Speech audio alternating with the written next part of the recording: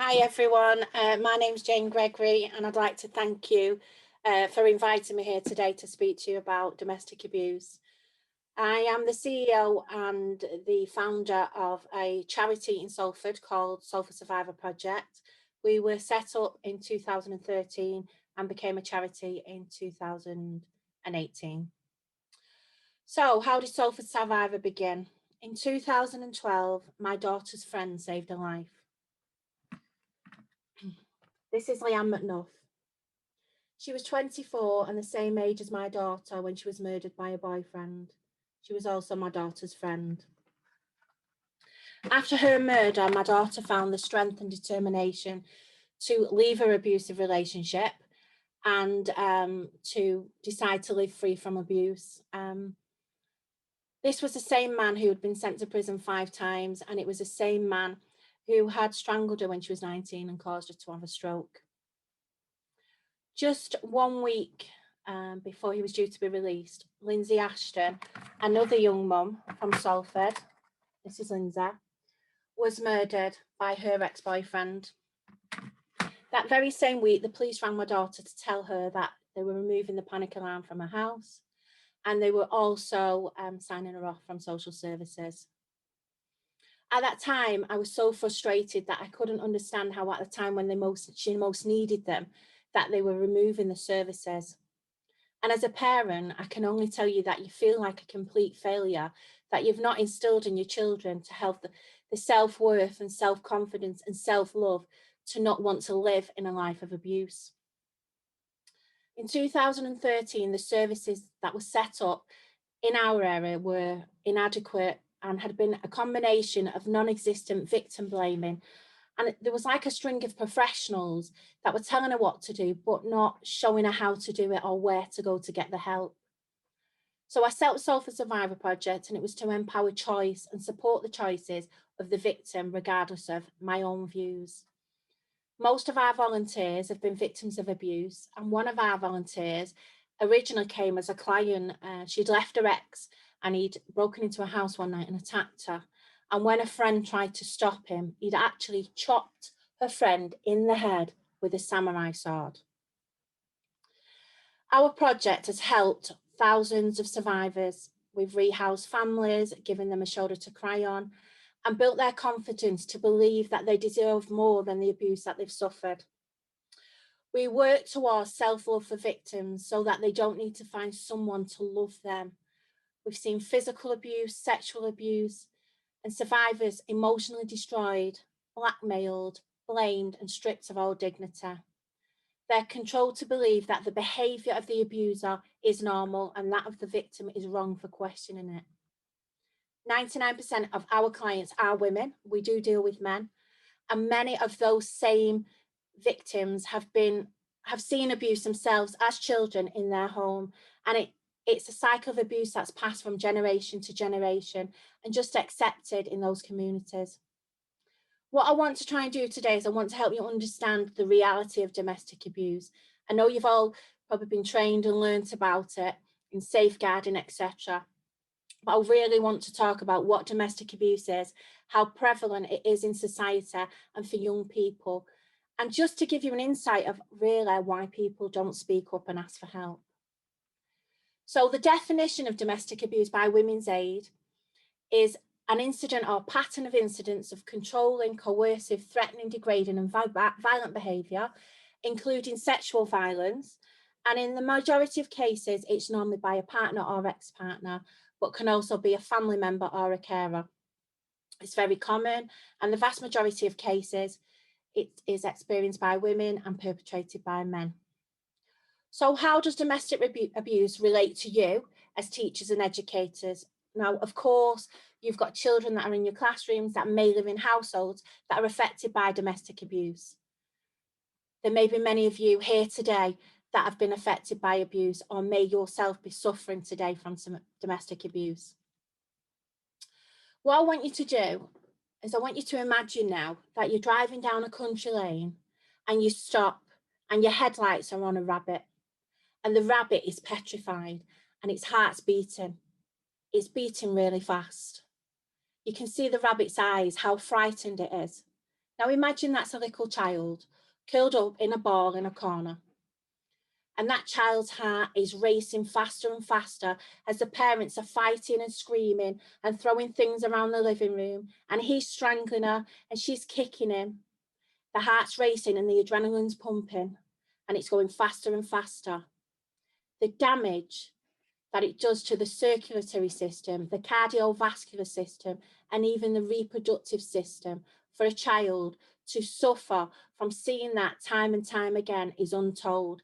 The mental abuse and illness that will come from the effects of seeing that are untold. So how do you help children when sometimes the damage has already been done before they've even started school?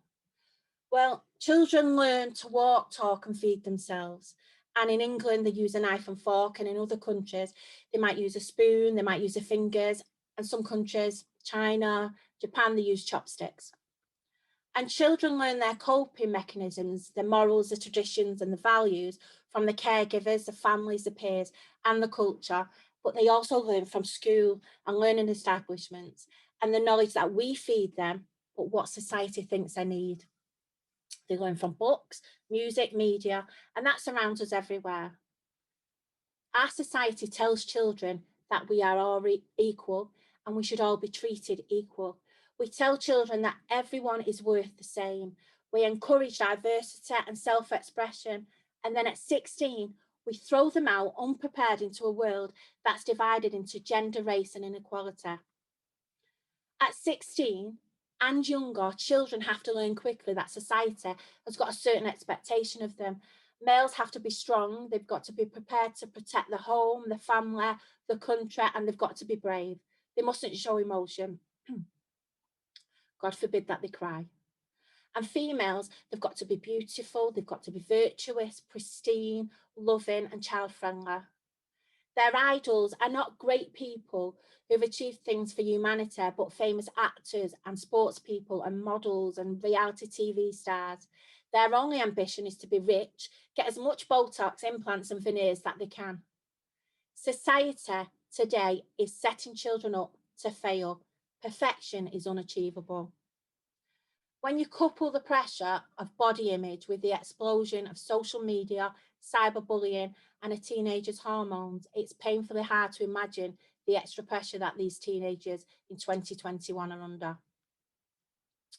25% of 13 to 17-year-old girls and 18% of boys have experienced some form of physical violence by an intimate partner. And sexual abuse was reported by 1/3 of girls and 1/6 of boys in an intimate relationship. Other surveys of 13 to 4-year-olds found that half the boys and 1/3 of the girls thought it was okay to hit someone for certain reasons. And worryingly, domestic abuse is becoming more prevalent in younger and younger children, well, younger and younger people. And the severity can be just the same as if you were an adult. The only thing is there's no specialist services for these children. The ONS do not record domestic abuse for anyone under 16. What they're causing is the visibility of victims to be hidden. So how can we help them to open up? Well, I've got different life experiences to others, and I understand fully how difficult it is for someone to admit abuse, whether that be a child, a woman or a man. I'm hoping over the next 30 minutes that I can bring some insight into how this works. Your task as a teacher and an educator is made more difficult if you don't have the tools, the information and the material. Part of your understanding will come from your own life experiences, your childhood and your beliefs around domestic abuse, whether that's what you've witnessed as a child within your family, or whether it's what you've learned through training, through statistics, or through what the media and society tell us. But we all know without tools, material and information, we can't fight a disease. We can't invest or justify investment without clear, unbiased facts. So I'm going to talk about some facts and some myths. Domestic abuse is a male issue and men don't suffer domestic abuse. We must end violence against women and girls. Domestic abuse is a societal, cultural and global issue. It's in every society and it's accepted, ignored, denied, minimised and in some cultures glorified. Men are different to women physically, emotionally, and hormonally. And the fact is, yes, men are more violent than women. However, to dismiss cases when men who have been abused in families and relationships is blinkered and very damaging. You are splitting the population in half and you're pitching gender against gender. If we talk about domestic abuse, we should be showing a combined number of victims, not holding a competition between men and women. Where is the equality in that?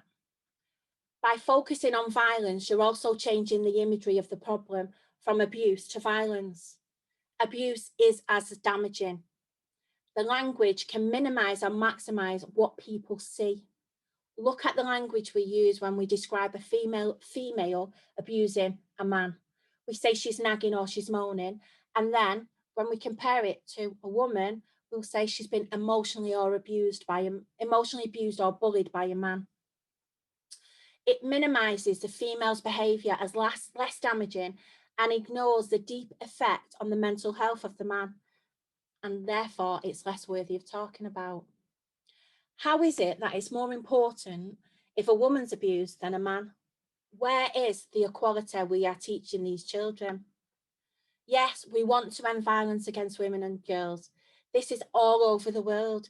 Yes, end violence against women and girls, but end violence, full stop.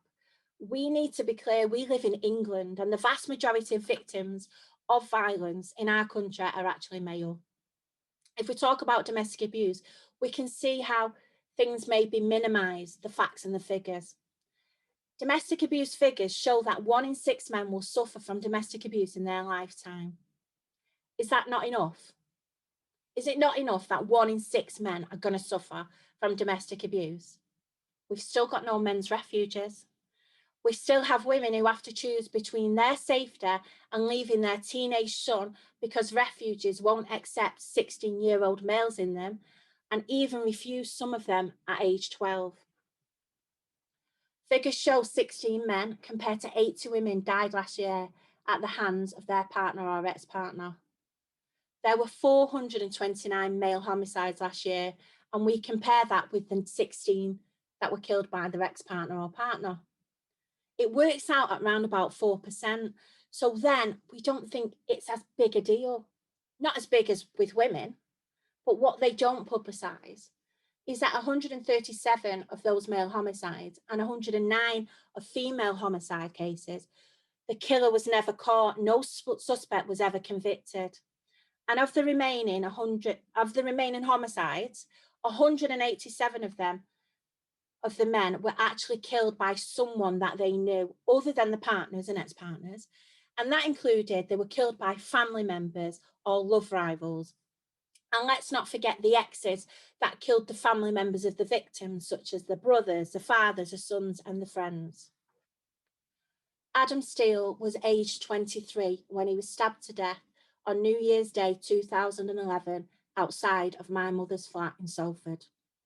He'd gone to help one of his best friends, a girl who was being beaten up by her crazed ex-boyfriend and his brother.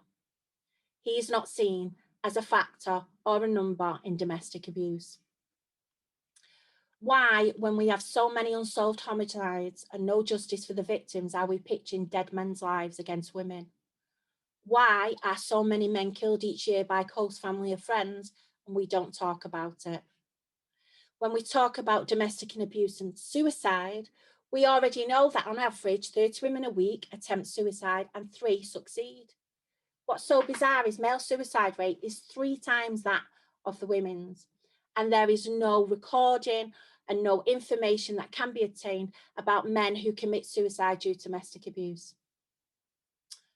Occupational health for councils and NHS departments are full of men off sick with depression, citing that their wives have made them feel inadequate and nag and moan at them.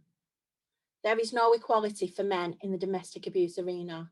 Women are victims, men are perpetrators. So last year, when the ONS, Office of National Statistics, reported that 10.5% of all domestic abuse offences last year were committed against males aged 16 to 24, it doesn't count because men don't suffer abuse. When you're a teacher and you sat in that classroom and you're worried about the effects that witnessing domestic abuse has on some of the children you're teaching, don't worry, because it's fine. Because once they turn 16, they're no longer affected, apparently, because they're male. The figures we keep showing are manipulated, and they single out that men do not suffer abuse, that they're perpetrators. Victims are victims, and it shouldn't matter if you're male or female. The whole issue should be a victim has been affected. When we dismiss males as a society, you are dismissing every little boy, and that is 50% of the school population that you're saying is not worthy of the same service or help when they reach the age of 16. Ask yourself why, when a male turns 16, he's no longer seen as a victim of abuse, but overnight develops the label of being a possible abuser. So why don't men speak up? Because we keep telling them it's domestic abuse and it doesn't happen to men. Now, when we talk about women, don't think they get an easy ride either. Just because we acknowledge that the vast majority of domestic abuse victims are women, their experiences in the majority of cases are inconsistent, demoralising and soul destroying at the hand of the abuser and at the hand of the services that are there to help her. We have a habit of expecting so much more from women. When it comes to abuse in children, we expect them to be super mums. We do this by blaming, using contradictory behaviour towards them, and we do it in a subtle way. I don't actually think that we realise that we're doing it. A woman's expected to be perfect body, perfect morals, a nurse, a mother, a carer, faithful, loving, a taxi driver, a banker, a hairdresser, a clothes mender, a cook, a cleaner and a lover. And if you're really lucky and you was born in the 70s, 80s or 90s, maybe some in the 60s, you have to have been able to keep a full-time job, will be able to look after your family and support your family. Sorry, it's saying something that there's low. Apologies, because it's actually telling me to close some things on my computer because there's low audio. So apologies that I've still coming through loud and strong. Sorry. So what's going on? Just let me get a quick drink. That's okay, you're doing brilliant. So a relationship ends and men walk away normally, and some don't look back. But then we get men that are good dads and they collect the children every weekend and they pay the maintenance and they love the children that they've created with this woman.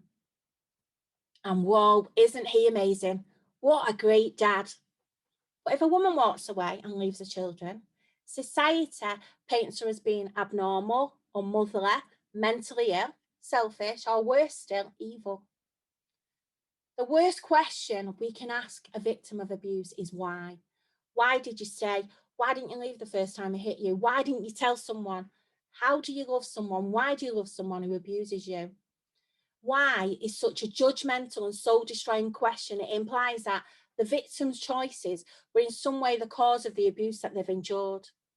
Battered, bruised, psychologically drained, it's cruelness at its finest. Services then come along and they reinforce the blame. Instead of telling the offender to change their behaviour or locking them away, we put the onus on the victim to change for the sake of the children. You've got to change. You're emotionally damaging your children. You're not protecting them. In addition, the victim is punished further when they're pressured to move home, cut ties with their support network and family, change their lives completely, lose the job, and the offender can just carry on with his life. Women are controlled into submission by the state or risk losing their children, and hundreds of children are taken from their mothers each year due to domestic abuse. In many cases, the same system that has forced a woman to leave with her children will then hand the children back over to the abuser for contact, because it's emotionally damaging to keep a child away from its abusive other partner. And the abuser, in many cases, still goes unpunished for the abuse inflicted on the victim and the children. The family court is used as a weapon to beat a woman over the head, a broken victim, and nothing is orientated towards the victim. There's no liaison, no compassion, and no consistency. I've seen in court children taken from loving, beaten, raped, and destroyed mothers by a system because services believe she wasn't putting the children's interests first when she was kicked, punched, raped, and dragged around by her hair by a partner. The system is punishing, blaming, and reinforcing the abuser's lesson that you're worth nothing, no one will help you, and no one will believe you. And even after that woman has been destroyed, her children taken, and she is at rock bottom, we still don't help. We don't give her any compassion, and we sit in judgment. Some children are even handed over to the abuser by the family courts because a judge doesn't believe that abuse has occurred, or disturbingly, which is more common in the cases we deal with, that it's irrelevant that there's been a domestic abuse. The primary issue is actually that the mother is emotionally abusing the children by keeping them away from their father. The same man who, in some of our cases, has beaten and raped the mother in front of the children or in earshot of the children. As professionals, you are not trained in understanding, some of you may be, so apologies, but you're not trained in understanding the complex impact and the psychological and emotional turmoil that a victim has when she's been manipulated by an abuser. Once she's free from a narcissistic abuse, it takes time for the victim to believe she has the strength. I have seen many strong mothers try to explain to a teacher or a professional her fear of how the abuser is still manipulating them through the children. He's controlling contact, messing with their schedule, insisting on making every decision, being at every school event, withholding the child, withholding money, withholding clothing, withholding school coats, school uniforms, and school letters. Now, these things may seem trivial, but after years of torture and psychological abuse, to believe your feelings are unfounded, unreal, and unwarranted, I have seen strong women crumble in front of professionals. All the professionals saw was mental health issues. The attitude of some of the schools on occasions was that mum needs to see a doctor, or worse still, we need to report this as a safeguarding concern to children's services. An already controlled person who's been made to believe that they're the reason that everything goes wrong in life is reinforced by the establishment.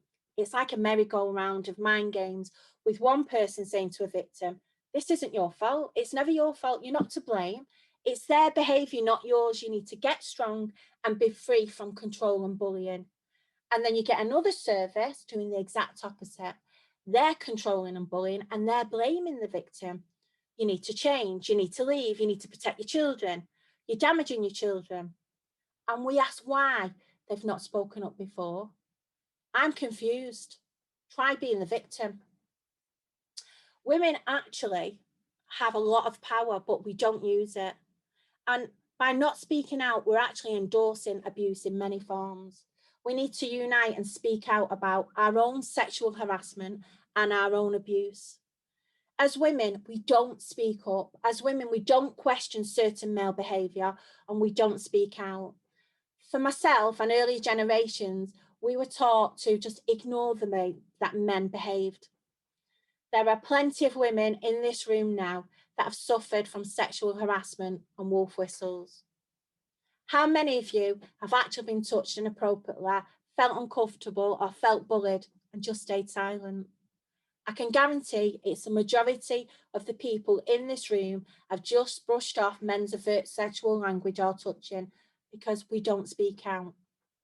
Yet, we expect a woman who's been isolated, downtrodden, degraded, with no self-worth, with everything to lose, to stand up and speak out about the man that they've invested their life in, the father of their children, risk losing their family, his family, their home, their job, their whole world, and possibly their children.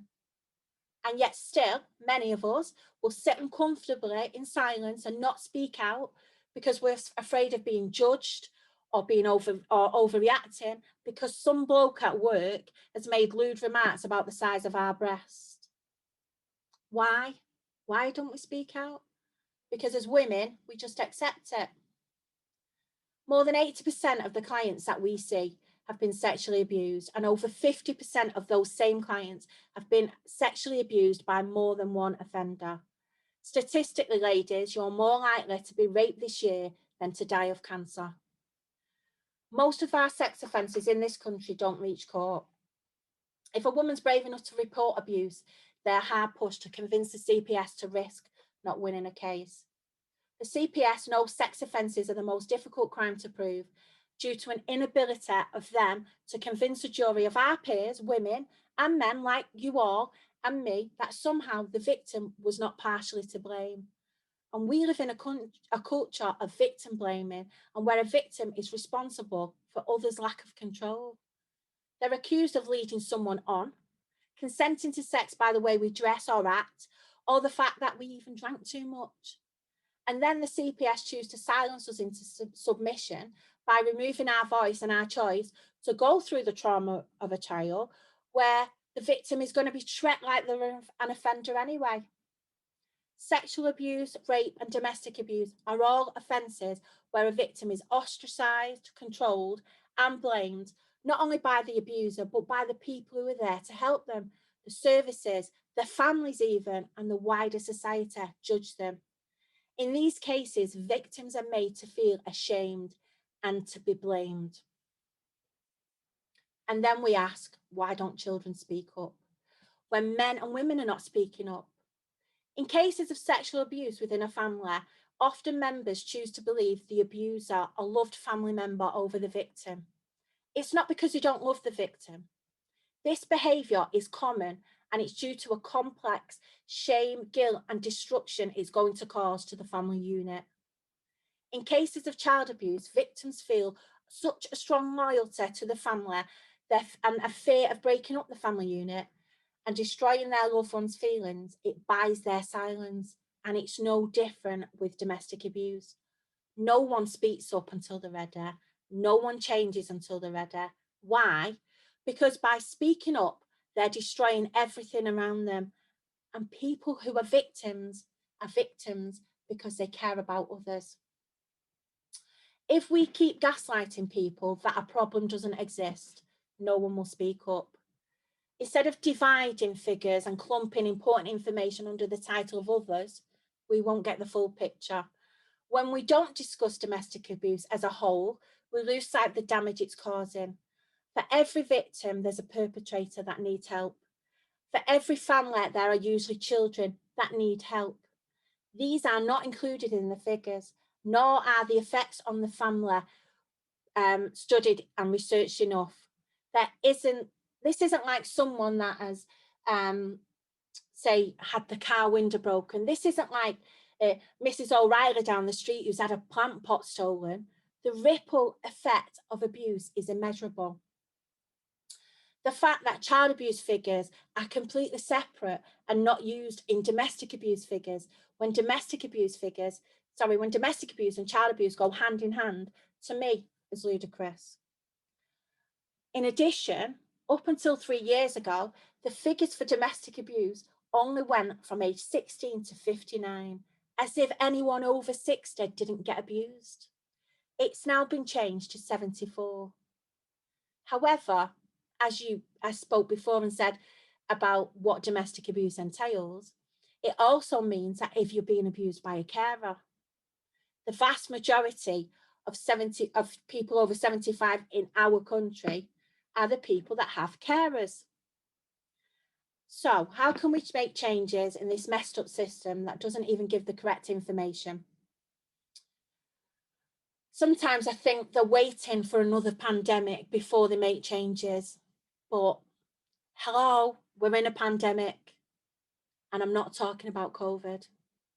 Without the correct information, users, teachers and educators and the public and the services and the government cannot prioritise services and funding correctly. We don't know the extent of the problem. Statistics minimise domestic abuse to make it look less of an issue. We saw recently the shambles, and I actually spoke about this publicly on the news.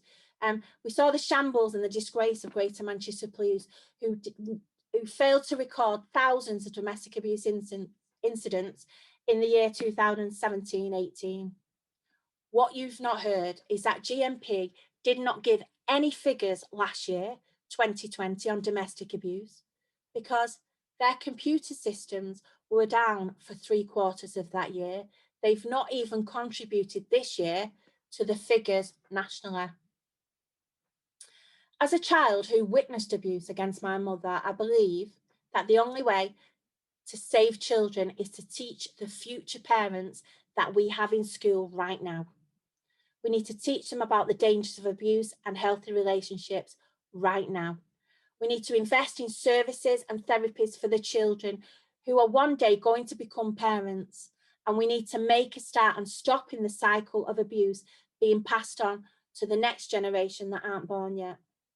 Without the correct understanding, the damage already caused from domestic abuse will cause many of these same children that you have in school now to go on to be parents and use the same coping strategies to block out the trauma that they have suffered. They will use drugs and alcohol and have a tendency to develop mental health issues. The trauma and psychological damage to a child who witnesses its main caregiver being abused has the same profound effect on the brain as it does if that child was the target of the abuser. So what can you do to help? Well, you can, as teachers and educators and head teachers, you can demand change. You are the leaders in the change of children. Schools need to get additional training. They need to understand the complexity of domestic abuse and the deep-rooted causes of it. You need to understand that failure, weakness, and low self-worth are some of the issues that you can change in a child to help them break the cycle. You can teach them to love themselves and their own self-image. And remember, it takes 5 good phrases of affirmation to dispel one negative comment for a child. Learn about abuse, raise awareness of it, speak about it within your family and your friends. Abuse is everywhere, and the culture we live in today is built on the back of people's sadness, their downfall and their pain. Educate yourself in understanding that what you watch, the stories you read, are all made on demand. The more clicks, the more advertising, the more money. Tragedy sells. Bullying and abuse is promoted for entertainment. Don't give the bad news stories your attention. Look for positive ones, stories of triumph and stories of selflessness. And then the advertisers, the filmmakers, the media, they'll start to understand. And instead of sharing violence and body shaming images, they may change the way they approach us. Teach, lead. You have the power to make real change, to make this work in your home life. Teach your own children. Tell them about misogyny and dispel all the myths that men can't be abused. And listen to the language. Listen to the language in our culture and society. Listen to the lyrics in the songs. Literally, most songs degrade women. I guarantee if you just go and pick your favourite song after this seminar or conference, just go and pick your favourite song and listen to the lyrics. They degrade women, they promote abuse, and they convince us that actually we need someone else to feel complete. Think about how this goes against everything you're trying to achieve just by one click of a button. Raise awareness, spread the word, and stand up. Now, you may think for some of you, your efforts might be futile, but the role of a teacher, even for just 1 year or 1 month in a child's life, can have a profound effect. It's a picture of hope, a listening ear, a fresh pair of eyes, and a world of different experiences that can be given to this child with the right kind of teaching. In this crazy time when we're restricted, we're confused, and we're in a time that we've never experienced before in our generation, you must believe you can make a difference. Be there, listen, understand them, affirm their greatness, find something that this child can achieve, and be the difference in their lives. Show them that there is kindness and love in this dark world and that they are worth something. And then you've taught them the best lesson a teacher could ever teach a child. You've taught them to love themselves. Now, before I leave you, I just want to tell you a story that will show you what it's like to be a child in a domestic abuse household? Let me get a drink of water. Sorry. The story is about two children who grew up in a household where dad beat mum. They learn to help mum out when they can from a really early age, and it's for two reasons. If something goes wrong, mum gets hit. And then if they do something wrong and mum's in one of her depressed moods, well, then they get hit. So they learn to manipulate the situation. And the older child, from the age of about 7, they can tell when the dad's in a good mood or a bad mood. So they work really hard at every task to ensure dad's extra proud of them and dad's in a good mood. Now they love the dad and dad loves them, and they're like a little team. But when dad gets drunk and gets angry, he gets angry at mum, and then they argue and mum says something wrong and then dad hits her. The older child will try and protect the mother, but they're only small, and the other child just scurries away crying and frightened. And a lot of the time, she wets herself. As the older child grows up, she wishes mum would try harder just to keep the peace. Sometimes dad gets angry for no reason, but most of the time, if mum would just keep her mouth shut and not say anything, dad would just leave it. The older child doesn't bring friends home because they're too embarrassed that the mum starts drinking at 7:30 every night to blot out the trauma. And by 10, both of them are drunk and they're either arguing or fast asleep. And then there's a new addition to the household and it's a baby. But mum's got to work long hours now to pay for all the cigarettes and the beer that her and dad have daily. Dad works, but he only gives mum a little bit, a small amount of housekeeping. So mum struggles. And she tries her best to buy the kids the things that they need. So at 13, the older child gets a part-time job and saves up and buys clothes, buys new trainers, new jeans, really proud, dead smart, really happy. And they're really dreaming every day about the chance when they're going to be able to leave that house to get away from all the screaming and shouting and the kids that are frightened and crying. Of course, dad being dad, he sees the new trainers and he decides he likes them.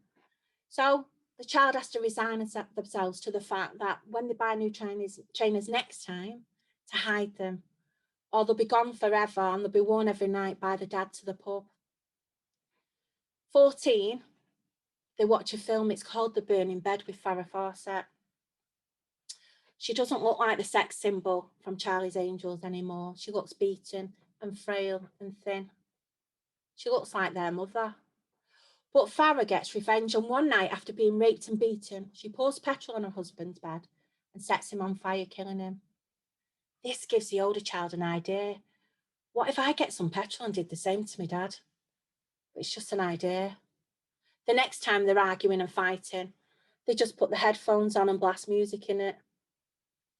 The screaming continues downstairs, and they desperately want to run away, but they can't leave the baby. It's not fair on them.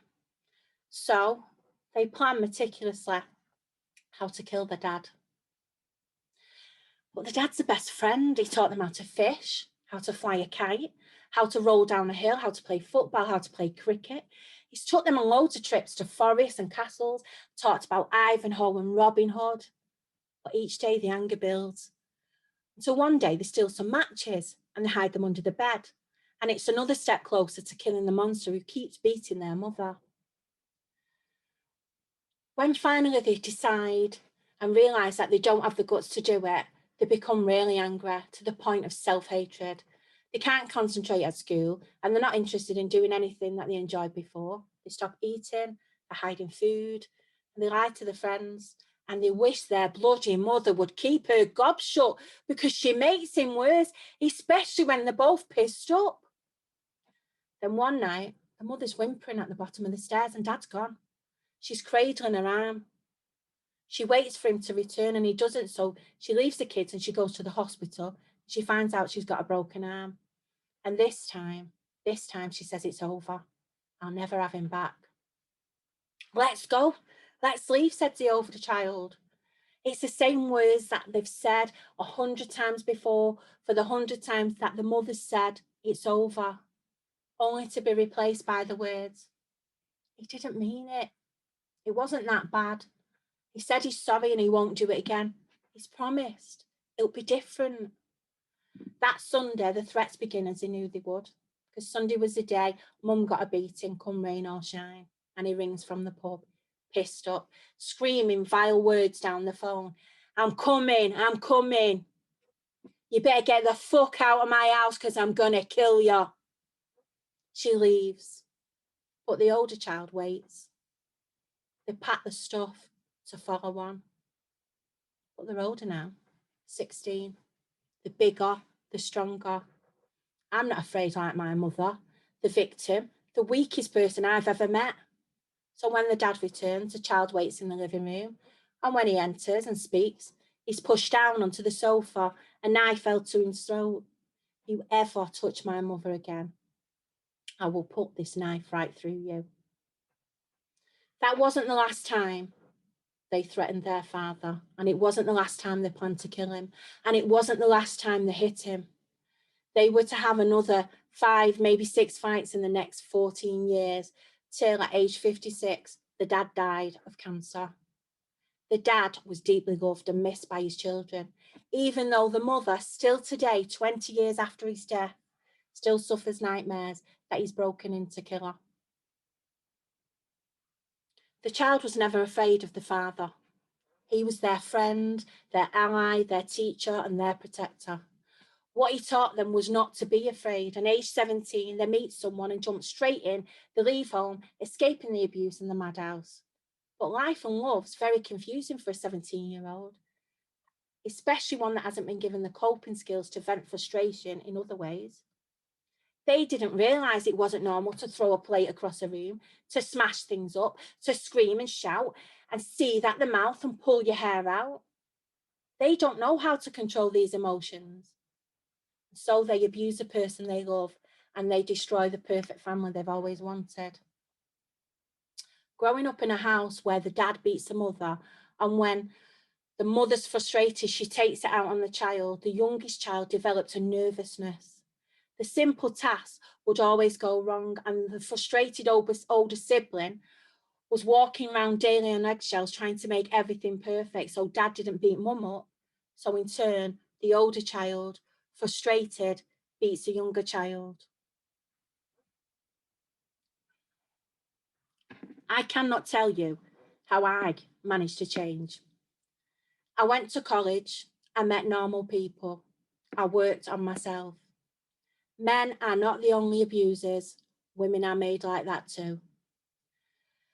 As I grew older, I let my guard down and I met a man and he abused me. I never saw myself as an abused woman ever. I never saw myself as a victim. I actually saw myself as a weak person for staying, so I left 12 times and I went back 12 times and I stayed for 25 years. Now I fought back when he hit me and I fought back when he threw me through doors. And when he strangled me and spat in my face, I kneed him in the balls and spat right back. He made it as difficult as possible throughout our married life for me to have a job, especially if I was good at it. He stole our savings, he remortgaged the house without me knowing, he gambled all of our money, and he gave me very little money, so I got into a lot of debt just to feed the kids. And all the time, my children watched, and I tried to teach them it was wrong. But I wanted a perfect family, so I took the blame, I minimised, I excused, and I fought to make my marriage work. But in all that, I destroyed my children's lives. If only someone had given me tools. If only someone had sat me down and told me life is not like this. I started this conference telling you how inadequate as a parent I felt for not being able to instill in my daughter self-love and wanting more out of life. My daughter ended up in an abusive relationship, and at 19, she had a stroke. And I convinced myself that one day I would arrive to find her murdered with my beautiful granddaughter. I set up Salford Survivor to ensure me and my family's legacy of abuse ends with me.